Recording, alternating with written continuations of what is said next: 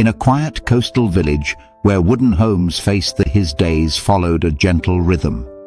He woke before dawn, walked down the narrow dirt path nature and the calm way he accepted whatever the sea offered. Elias never took more than he needed. He brought home enough fish to cook a warm meal, and life was simple, and Elias believed that simplicity was enough. But as seasons changed, he began feeling a quiet ache. Why do others have more than I do? He watched younger fishermen buy bigger nets, stronger. He watched merchants count coins with proud smiles. And though he hid it behind a calm expression, a seed of one misty morning, while searching for calmer waters, that was when he noticed it. A hidden cove surrounded by steep rocks, its water. Curiosity pulled him closer.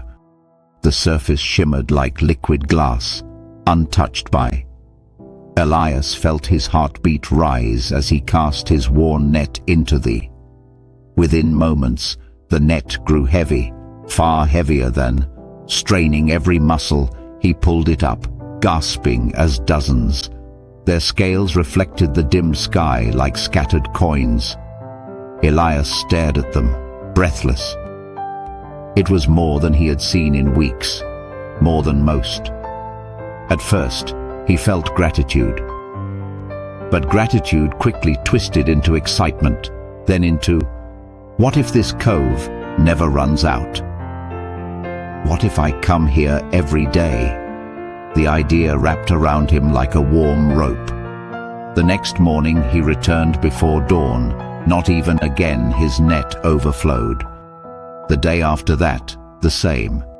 By the end of the week, Elias had more fish than he knew. He sold them at the market, earning more coins in days. The villagers watched with curiosity, whispering behind, "How does Elias bring so much? Is he blessed?" Elias ignored their questions. He no longer sat with them to drink warm broth before sunrise. He no longer fixed his boat with care or repaired his nets. All he thought about was the cove. All he wanted was more. As the money piled higher in his hut, his heart grew emptier. He ate alone, slept poorly, and woke with burning urgency. He felt tired, but pushed himself harder, convinced he one more day. One more boat filled to the edge. Yet each day, his satisfaction faded faster. The cove gave endlessly, but Elias always felt he was won. He ignored the pain in his back, the cuts on his hands, the beer. The villagers began to distance themselves.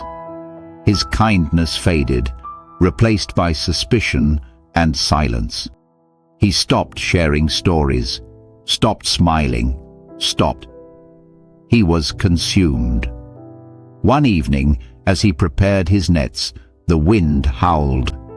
Dark clouds built over the horizon, heavy and sharp. Several fishermen approached him.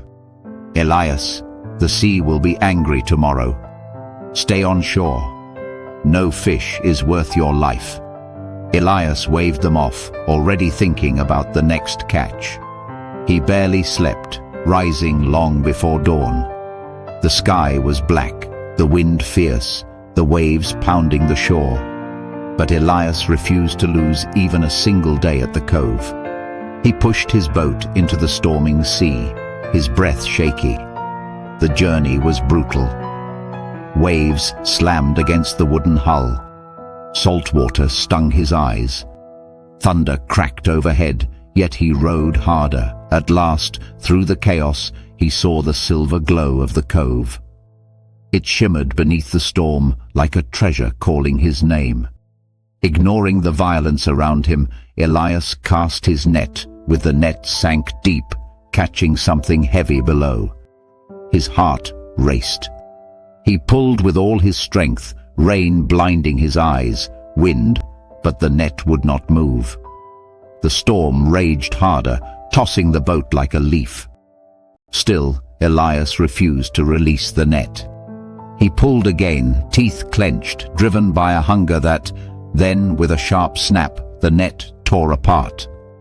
Elias stumbled backward, just as a massive wave rose. The world spun. Cold water swallowed him as the boat capsized. He fought to reach the surface, arms flailing desperately. He reached for pieces of the boat, for the net, for anything, but the sea dragged him down with a force he could not resist. Elias felt the last of his strength fade, the storm roaring. When morning came, the sea was calm and silent. Villagers found the remains of his boat scattered along the shore. They searched for him, calling his name, but the sea over time, the story of Elias became a warning past. They spoke not with anger, but with quiet sadness. They said that Elias was not taken by the sea. He was. Greed had stripped away his joy, his peace. The cove remained hidden, its glow untouched, waiting. And in the village, a single truth lived on. Greed gives nothing. It only takes. It steals sleep, trust, dignity, and, if allowed, everything. And so, when the villagers teach their children, they say, "Take what is fair. Honor what you have." Because the moment you reach beyond enough, you risk. Some elders say that Elias's greatest loss was not his life, but the simple peace he once carried in his heart. They remind the young that true wealth is measured in steady work, honest friendships, and the quiet joy of enough. They say the sea listens to every desire whispered near its shore, and sometimes it grants those wishes only to reveal their true cost. So when villagers walk past the cliffs at dusk, they pause and look toward the hidden cove, not with fear and not with temptation, but with respect for the lesson Elias left behind. A reminder that life offers gentle gifts every day, and greed turns those gifts into chains that drown the soul.